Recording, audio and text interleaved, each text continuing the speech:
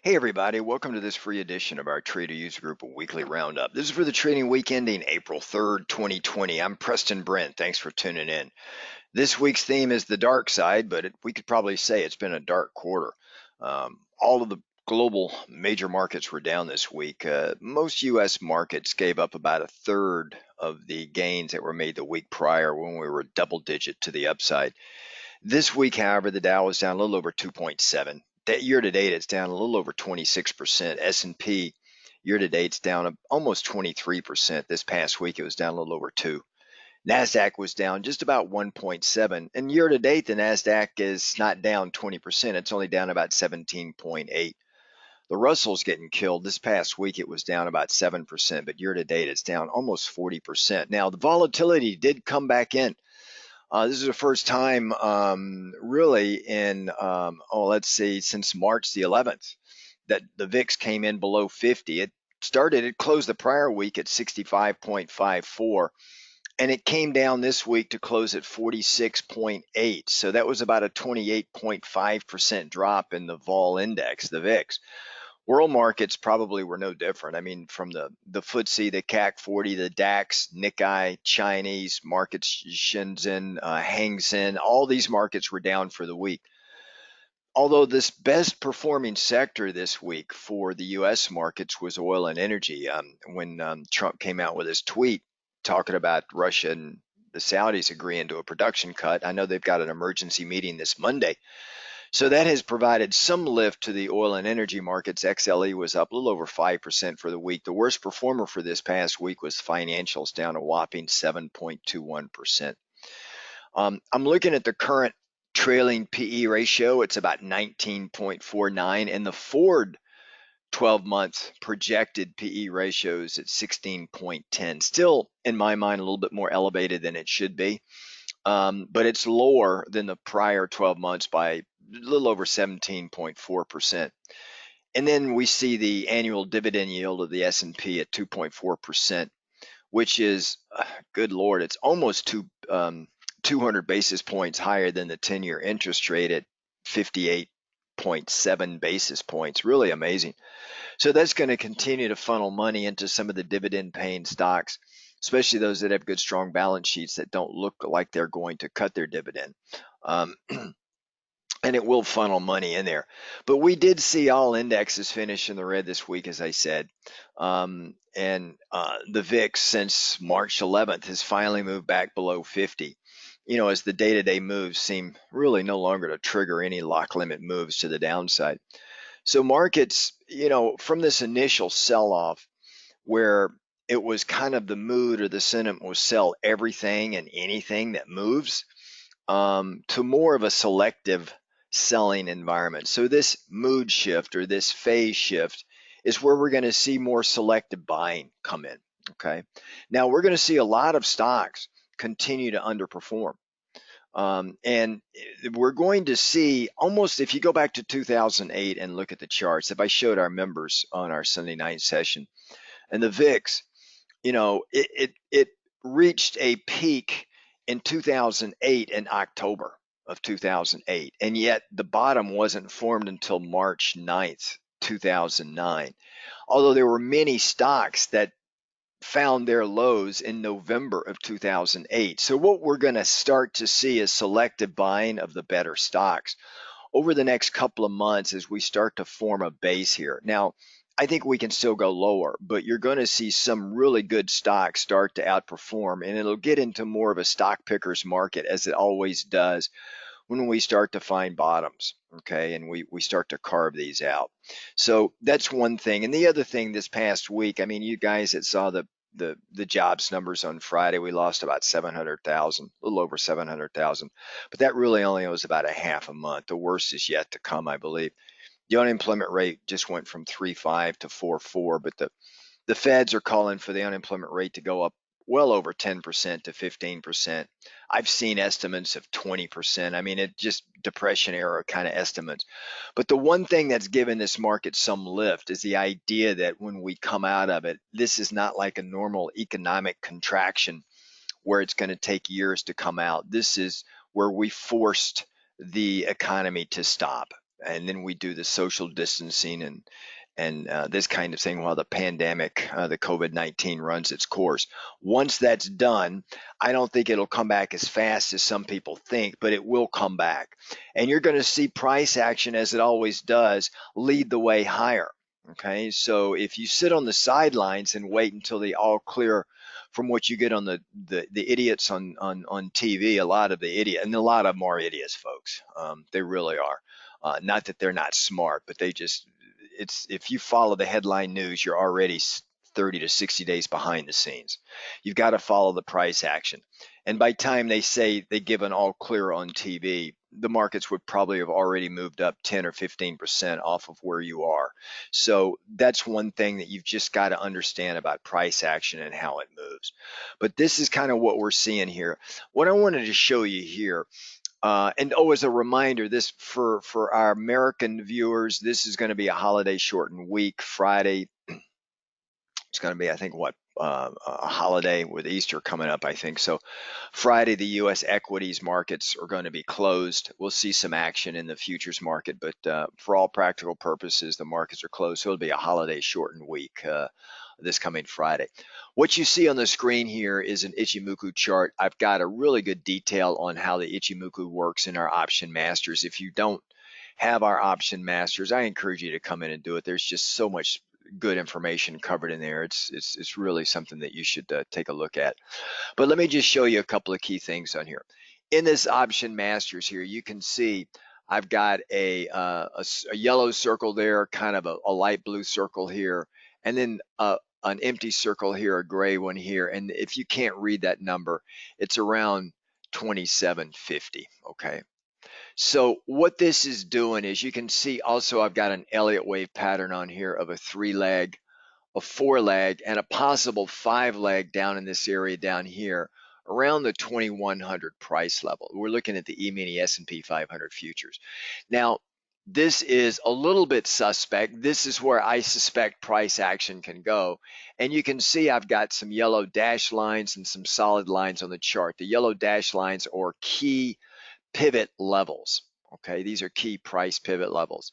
And the solid lines are either technical indicators or they're drawn from my system.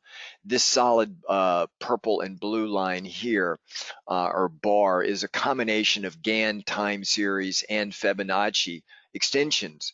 And and I could plot them on my screen independently, but then my screen just has, it looks like railroad tracks all over the screen. So this makes it a little bit easier for me. But you can see here, this is a solid, and this would be an estimated Elliott wave 5. But as you guys know, Elliott waves can be like an amoeba. They can just morph and draft, and things can change rapidly. So typically, you have an Elliott wave 3 move down, an Elliott wave 4, and then you come down and form a lower 5 down in this area here. So you've got a little bit of a bull trap here, and then we come down and we make our low. But sometimes we may have a move like this where it starts to come down, and then you've got this elongated pattern here instead of a normal move lower. And then sometimes that can switch and then move back up, negating this move to make a lower low. Okay, so I've seen that happen often. Now, right now, the odds still favor a move back down into this area right here. You can see on the Ichimoku, this is a 240-minute chart. As you guys know, I love 240 minutes. It gives you a little bit more of a detailed view than a day bar, dailies. But it gives you not enough chop that, if you were looking at a 20-minute or an hour or 2-hour chart, it's not that kind of chop. So it gives you some semblance of just where the trend wants to go. You can see here that blue line and this red line are both railroad tracking, for this period of time right here. And we've been in this period of time coming all the way back to the beginning of April. So a little over, 3 or 4 days here of tracking this. And we're going to break out one way or the other. And my indicators seem to indicate that we could break out to the upside. And hence, you can see this little circled bar there, that if things work out, the sun and the moon and the stars line up, we could get a nice run up to 2,800. Okay. Now, this is what price action is showing. The odds still favor a move down here, but there is a possibility of this move up in this area here. We're going to know for sure probably in this holiday shortened week. I'll show you another chart where I show a key level that we just seem to be humming around right now. It's a really key level for the market. But also, if we go down the bottom of this green cloud here, notice it's green instead of red. So that does suggest there's a little bit of a bullish bias in this, even though we've had a pretty good move down on the past 4 weeks. But it's sitting right around the almost the 2400. The other key level that I'm looking at here is the 2500 right there. Okay. This level right here, which we've taken out back over here, was the December 24, 2018 lows, the 2316.75. So some people believe these lows are the lows that have already been made. I believe we can get down and probably find ourselves around, as I said, around the 2100, maybe the 2000 area, and that could be possibly the lows.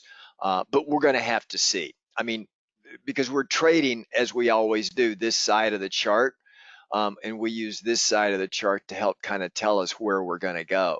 But these are just odds and probabilities that I'm looking at right now. So the odds still favor a lower low, but the odds also suggest we're going to get this elongated pattern, which means we couldn't get this little bit of a final trap right up here to 2800 before we give it back up again.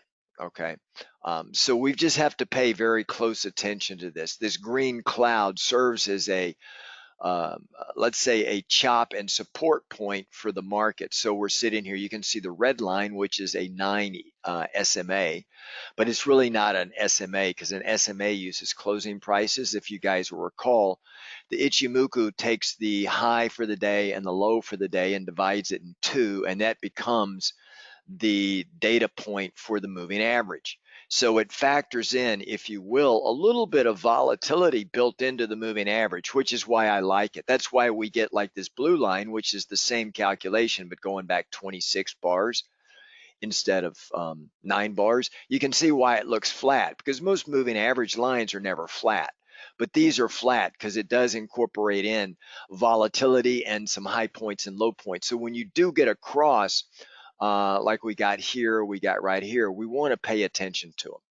We did get a nice little bearish divergence cross here on March 31st that did suggest some weakness coming in, and that's what we got. Now we're working out the bottom of this weakness, so I want to watch this very closely. Okay, so that's just a little bit about what I'm seeing in the markets right now. Now, if I switch my screen over, and let me come over here. I've got a lot of screens on my desktop here, so let me just flip it over here like this. We're going to look at the same E-mini chart, but I'm going to take the Ichimoku off. I'll let it paint on the screen here for you before I move on. But you can see here, these are the key lows that we're sitting on right here. And you can see down below, I've got the overnight Trump election lows. We were trading the presidential election in 2016. We're going to do the same thing here too in 2020. We were up at 1 or 2 in the morning. And I remember issuing a buy order on the Dow futures at 17.4, 17.5. We were actually in a lock limit move to the downside. And then when Trump was elected, the markets just exploded higher. And we just traded that. No matter what your political affiliation, you trade the price action. That's what we're here for. And we just jumped on board at 17.5. And it was a great bullish run for that. But now, look at where we're sitting. You can see the pre-Brexit vote. You can see the post-Brexit vote. That was another one that we traded at 2 in the morning. Did fairly well on that one, in gold and in the British pound. But you can see here the 2020 low at 21.74. And we're way up at this level here. Now, if I look at that on a daily chart and try and make head or tails of it, right, you can see that kind of pattern. And it looks like a bull flag pattern from this ungodly move up that we had here back in late March. Okay, we had 3 days of it was like a week where we moved up double digits in the S&P, the Dow, everything. So this is a bull flag. That would suggest we can move higher. Okay, so we've got that kind of pattern setting up, but we also have an Elliott wave 3 right here, which would suggest an Elliott wave 4 somewhere up here, and an Elliott wave 5 somewhere down here. So perhaps we're not finished in making our foreleg, which means a little bit higher high. Now, the one thing that would get me more bullish on this market is if we take out these pivot points right here, right? So if we have this bull flag right here, which is I'm drawing, and we break out and we take out that high here, then we're going to go up to that level that I talked about, which is around 2750. Okay. There is another number up here at 2650, right in that area there, that we're going to have to juggle around to be able to break it. But if we break it, that's where we're going to go. And then that could give us this extended foreleg, and then away we come back to the downside again. So I'm just giving you guys an idea over the next 30 days, the month of April, what could happen. If we break to the downside, then all of this is pretty much going to be off.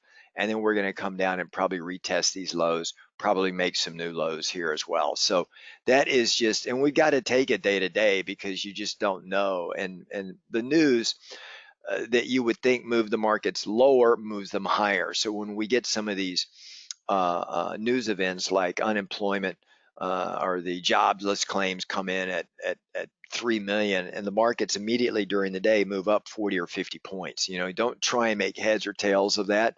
Remember, a lot of the price action now that we're seeing is based on where markets think the price is going to be 30 to 60 days from now, not the news headline number that you're seeing today. The other thing that we're going to start to get over the coming week or two, and I'll talk more about it in our next update, our next weekly market watch, is going to be in the area of earnings, because starting week after next, we're going to start to get Q1 earnings. And what everybody's going to be paying attention to is the forward guidance. Already about 200, almost 50%, but not quite, of the companies have selectively stopped giving forward guidance because they just don't know how long they're going to be shut down.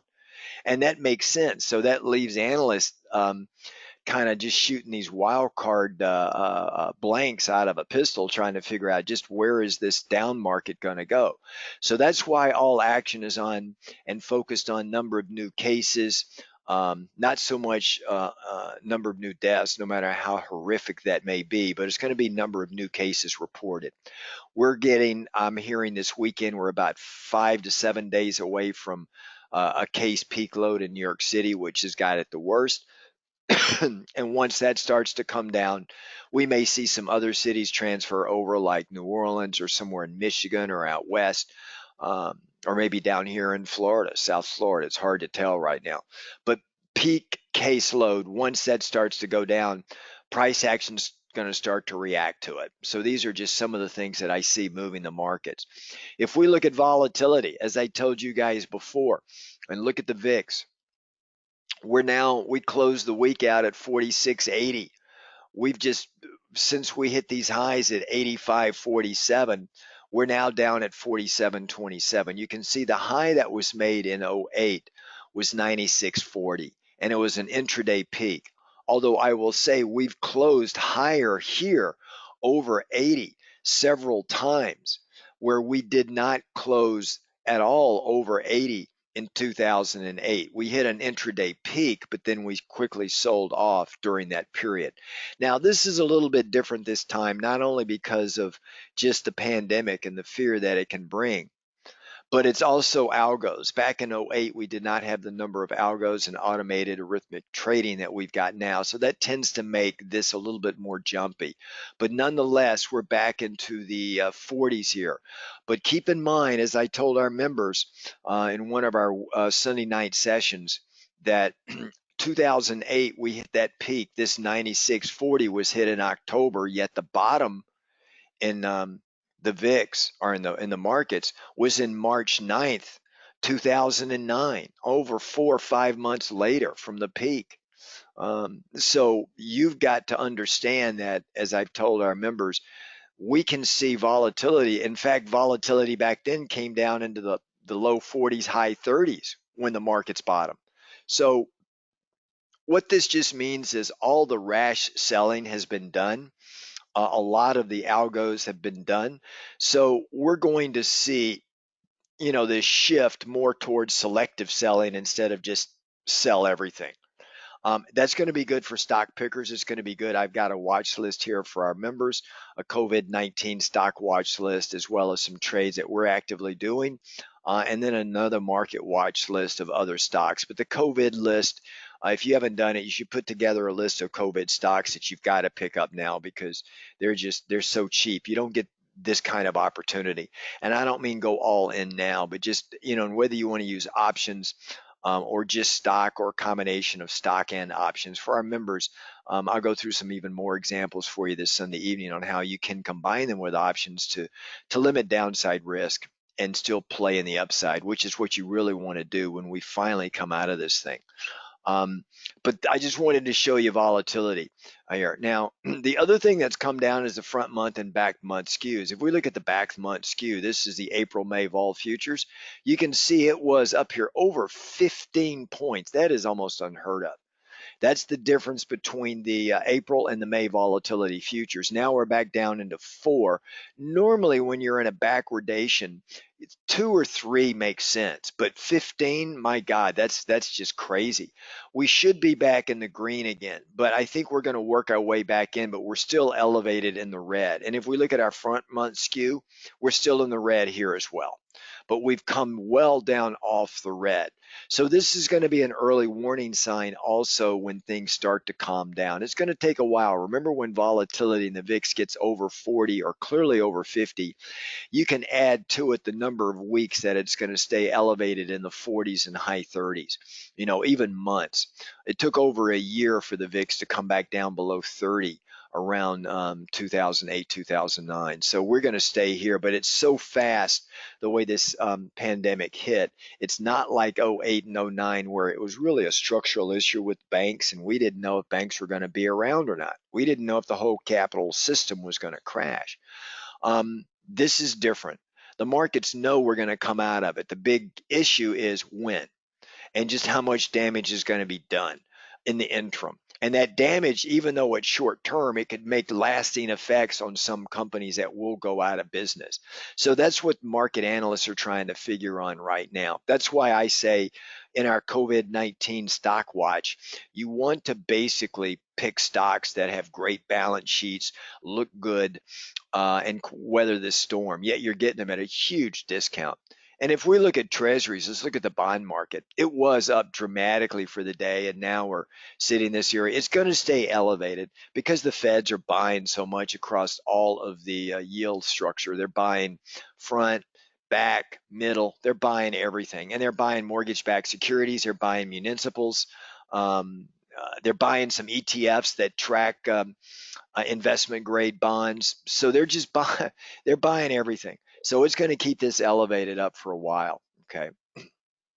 And of course, in doing that, if we look at the 10-year interest rate, naturally it's come back down again. All right. So we're hovering down around these areas down here. I don't think we're going to go into the 0 area, but I think we're going to stay down here a little bit longer. Now, if we start to see a normal rise in interest rates, that would be a good thing, not something like this, which showed stress in the system until the Feds got back in and started bringing the rates back down again. And then, of course, if we look at the dollar, everybody wants to be in the dollar. That's what happens in a global crisis. You can see the dollar's up here, but I suspect it's going to have a hard time getting up higher. Longer term, I am bearish the dollar.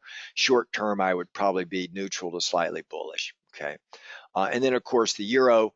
It's getting crushed. I think this pandemic could totally just undo Europe longer term. I don't know how they've been able to last this long, to be honest, as far as the currency goes, because you've just got 19 countries in the ECB. I don't know how they can keep them all together. I don't know how you can come up with a fiscal policy when each of their countries are so different as far as how they run them.